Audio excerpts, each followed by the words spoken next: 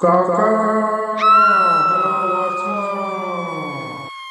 शनिवार वाड्याच्या भिंतीमध्ये आजही घुमतोय असा हा आवाज.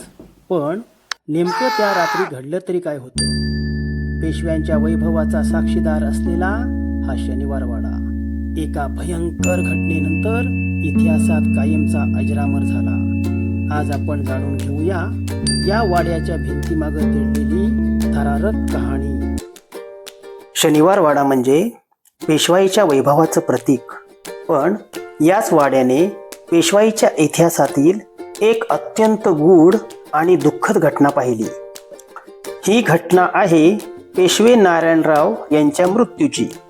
1772 मध्ये माधवराव पेशव्यांच्या मृत्यूनंतर त्यांचे धाकटे भाऊ नारायणराव पेशवे झाले.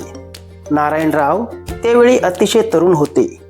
त्यांच्या काकांचे नाव होते रघुनाथराव. रघुनाथरावांना स्वतः पेशवे होण्याची इच्छा होती आणि त्यामुळे दोघांमध्ये राजकीय संघर्ष निर्माण झाला. नारायणराव पेशवे झाल्यानंतर रघुनाथरावांवर लक्ष ठेवले जाऊ लागले. दोघांमधील संबंध दिवसेंदिवस खराब होत गेले. नारायणरावांच्या बाजूचे लोक आणि रघुनाथरावांच्या बाजूचे लोक असे दोन गट तयार झाले. या सगळ्या वातावरणात गार्दी सैनिकांचाही महत्त्वाचा सहभाग होता. नारायणरावांच्या सुरक्षेची परिस्थितीही चांगली नव्हती. त्या घटनेबद्दल सांगितले जाते की त्या दिवशी गार्दी सैनिक शनिवार वाड्यात आले. वाड्यात अचानक गोंधळ सुरू झाला. नारायणरावांना परिस्थिती समजली आणि त्यांनी आपला जीव वाचवण्यासाठी धाव घेतली.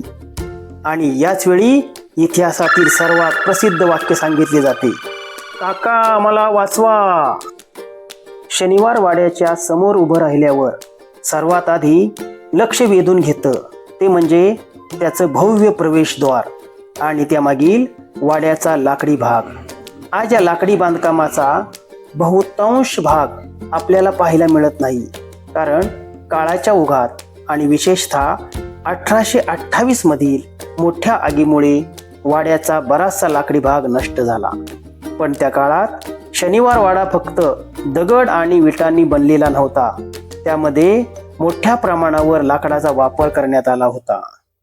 वाड्याच्या आतील भागात अनेक खोल्या, दालने, लाकडी खांब आणि सजावटीचे भाग होते.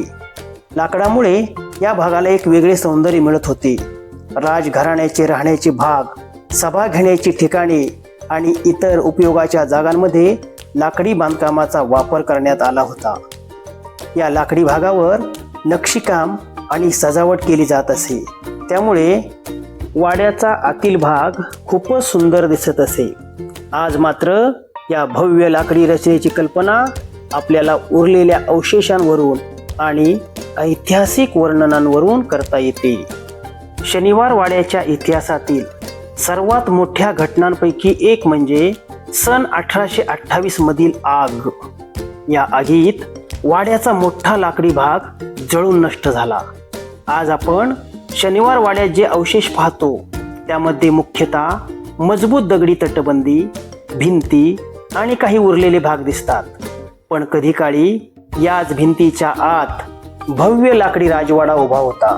म्हणून शनिवार वाड्याच्या समोरील भागाकडे पाहताना फक्त आज दिसणाऱ्या भिंती पाहू नका, तर जवळपास 300 वर्षापूर्वी इथे उभा असलेला तो भव्य पेशवाईचा वाडा डोळ्यासमोर आणण्याचा प्रयत्न करा.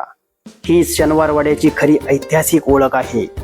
शनिवार वाड्याच्या मुख्य दरवाजातून आत गेल्यावर एक मोठा मोकळा भाग दिसतो. आज आपल्याला इथे वाड्याचे अवशेष, दगडी भिंती आणि पायाचे काही भाग पाहायला मिळतात. पण पूर्वी हा भाग खूपच भव्य होता. या वाड्याच्या आत पेशव्यांचे राहण्याचे ठिकाण, दरबार भरण्याची जागा, वेगवेगळी दालने, बागा आणि कारंजे होते. वाड्याच्या आत अनेक इमारती आणि लाकडी बांधकाम होते. पेशवे आणि त्यांचे कुटुंबीय याच परिसरात राहत असत. महत्त्वाच्या बैठका आणि राजकीय चर्चा देखील इथे होत असत. वाड्याच्या आत हजारी कारंजे हे एक प्रसिद्ध आकर्षण होते. या कारंज्याची रचना अतिशय सुंदर होती आणि त्यामध्ये अनेक जलधारा असल्याचे ऐतिहासिक वर्णनांमध्ये सांगितले जाते. वाड्याच्या आतील भागात बागा आणि पाण्याची व्यवस्था देखील होती. पण आज या सगळ्या भव्य वस्तूंचा बहुतांशी भाग आपल्याला दिसत नाही. सन 1828 मधील भीषण आगीत शनिवारवाड्याचा मोठा भाग जळून नष्ट झाला. आज आत गेल्यावर आपल्याला त्या जुन्या इमारतींचे अवशेष, भिंती आणि पायाचे भाग दिसतात. या अवशेषांकडे पाहताना एक गोष्ट लक्षात येते. कधी काळी या जागेवर पेशवाईच्या काळातील एक भव्य राजवाडा उभा होता. इथेच पेशव्यांचे राजकारण चालत होते, मोठे निर्णय घेतले जात होते आणि मराठा साम्राज्याच्या इतिहासातील अनेक महत्त्वाच्या घटना घडत होत्या. म्हणून शनिवारवाड्याच्या आतला प्रत्येक अवशेष हा पुण्याच्या इतिहासाची एक छोटीशी खूण आहे. आज शनिवारवाडा भग्न अवस्थेत असला तरी त्याच्या प्रत्येक भिंतीत पेशवाईचा इतिहास दडलेला आहे. याच ठिकाणी अनेक मोठे निर्णय घेतले गेले आणि इतिहासातील अनेक महत्त्वाच्या घटना घडल्या. शनिवारवाडा म्हणजे फक्त एक जुनी वास्तू नाही, तर पुण्याच्या आणि पेशवाईच्या इतिहासातील साक्षीदार आहे. धन्यवाद.